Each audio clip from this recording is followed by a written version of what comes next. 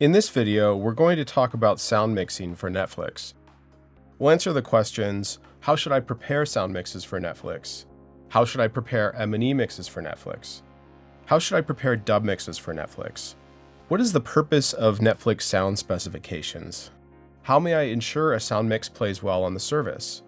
How does Netflix process and stream sound mixes? And finally, how does Netflix optimize sound experiences for members at home? Our goal is to enable a clean sound pipeline from the microphone on set to the speaker in a member's home. By protecting the sound pipeline, we're able to provide members with the sound mix that the creators intend. How should you prepare sound mixes for Netflix? For the main sound mix that members hear at home, there are three ways to deliver. There's Atmos delivered within an IMF, there's Atmos delivered outside of the IMF, and there are 5.1 and stereo mixes without an Atmos delivery. When delivering Atmos within the IMF, it's not necessary to conform precisely to the final picture master. However, when delivering Atmos as a sidecar outside of IMF, leader and sync pops must be removed, and the Atmos mix must be the precise length of the final IMF picture. This is because we encode the Atmos next to the IMF and expect the two to play in sync throughout. When Atmos is delivered in an IMF, the IMF packaging vendor will sync Atmos to the picture, and the sound facility will deliver Atmos as they would traditionally deliver 5.1, with Academy leader and 2 pops. When Atmos is delivered in an IMF, both the 5.1 and the stereo mix are optional. Netflix can create those automatically according to the Dolby downmix parameters selected in the renderer at the time of mastering. When Atmos is delivered outside of IMF, the stereo mix is still optional as it is when only a 5.1 mix is delivered. Additionally, Netflix requires 5.1 and stereo dialogue music and effects stems, which is a traditional DM&E for marketing and some dubbing use cases. Netflix requires a 5.1 discrete wave mix delivered for a dubbing reference. Netflix asks for the final mix project files, which are stored in the archive because they are the best archival deliverable for sound. How should I prepare M&E mixes for Netflix? Most content delivered to Netflix will be dubbed for a global audience. These servicing assets include a printmaster and fully filled M&E, along with any optional tracks to be created in accordance with our partner Help Center guidelines. For mixes finished in Atmos, we will require the final mix to be delivered as an ADM BWF, and the M&E separately as either an ADM BWF or Pro Tools session. You may provide any number of optional tracks in any channel configuration, from mono to 7.1.2, also folded down to 5.1 if any of the channel configurations exceed this, regardless of whether Atmos mixes are delivered as IAB or via sidecar. We continue to ask at this time that 5.1 wave fold downs are authored for all projects to service the needs of our dubbing and audio description productions. For 5.1 surround only projects, we simply require the mix, M&E, and optional assets to be delivered with this channel configuration. You will be informed by a Netflix representative if your project does not require M&E creation. In these rare circumstances, we will continue to require final mix deliverables to produce audio description. Non-servicing assets are also required for the M&E QC process, including a dialogue guide and the reference video used during the M&E mix. Careful preparation and labeling of optional tracks are critical to a successful dubbing strategy. Generic guidelines and an M&E creation tutorial video can be found on the Partner Help Center. For certain projects, a representative from the Netflix dubbing team may reach out to you for specific optional track configurations to better align with the creative approach of our dubs.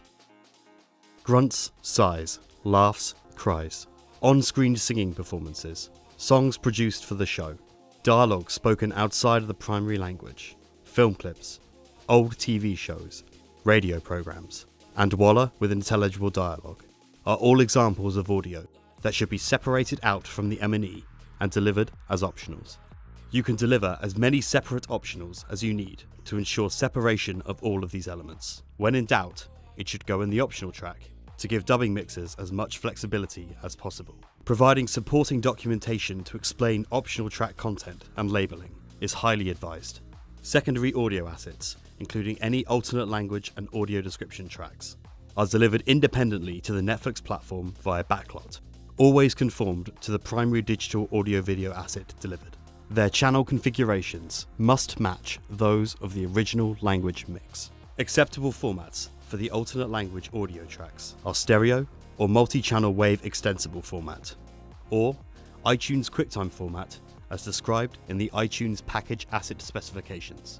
As part of the dubbing and audio description workflow, the partner responsible for the fulfillment of the service asset must also deliver a number of archival assets, including a fully mixed digital audio workstation session and a fully mixed dubbed dialogue wave stem of matching channel configuration. What is the purpose of the Netflix sound specifications? Dialogue is the anchor element of a Netflix mix. Our core sound specification is for loudness at -27 LKFS within a 2 LU window.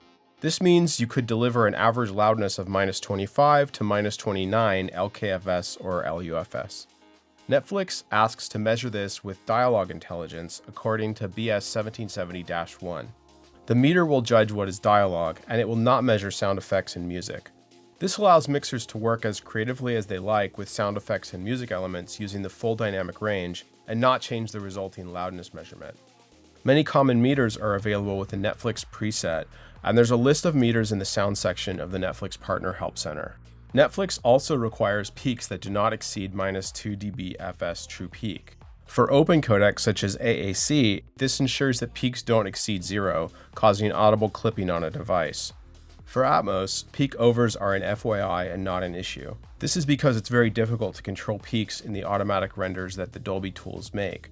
So peaks are strictly enforced for 5.1 in stereo, but are an FYI and not an issue for Atmos. The sound specification is a promise. For titles delivering within the spec tolerance, Netflix won't apply limiting to an audio stream, and the platform does not normalize audio beyond 2 dB. All audio on Netflix is aligned to precisely -27 LKFS or LUFS for dialogue. So if you're delivering within spec, Netflix won't turn it up or down by more than 2 dB.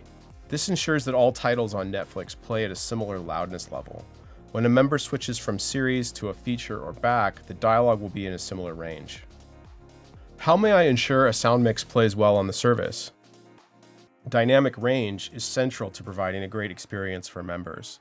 Netflix recommends that the full mix is between 4 and 18 LRA and that the dialogue is within a window of 10 LRA or less.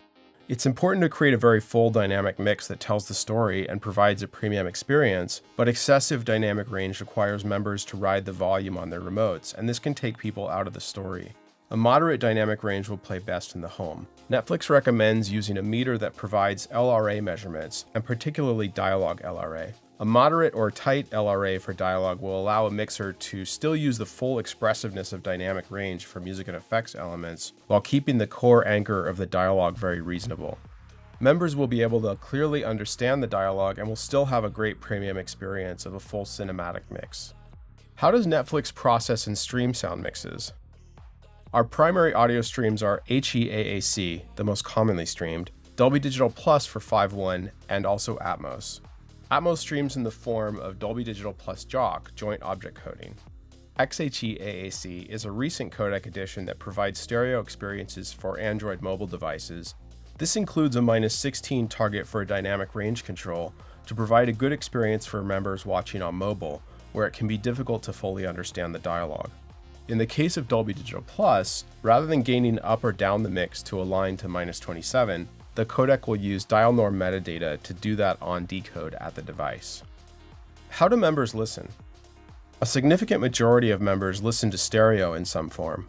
A large number receive 5.1, and a small but growing number receive immersive, which is in the form of Dolby Atmos. Immersive audio is steadily growing as a percentage of Netflix viewing.